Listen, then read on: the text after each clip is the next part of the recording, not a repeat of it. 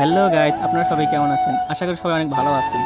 So আমরা এখন যাইতেছি আমার বোনের বাসায়। যেতে যেতে দেখলাম রাস্তার একপাশে গ্যান্ডারি ক্ষেত।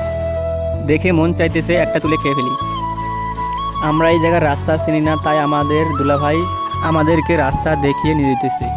পিছনে আমার চাচাতো ভাই ভিডিও করতেছে। যেতে যেতে দুলাভাইকে জিজ্ঞাসা করলাম আরও কত দূর।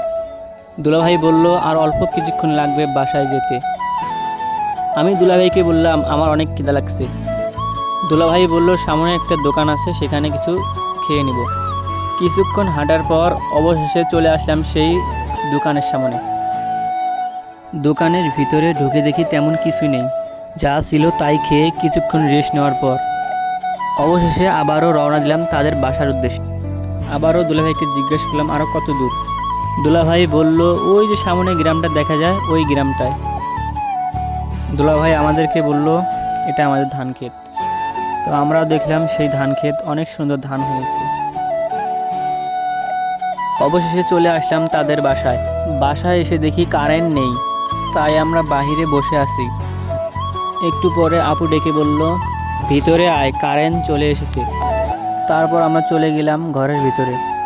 তো গাইস, আজকের ভিডিও এই পর্যন্তই। সবাই ভালো থাকবেন, সুস্থ থাকবেন। দেখা হবে পরের ভিডিওতে। আল্লাহ হাফেজ।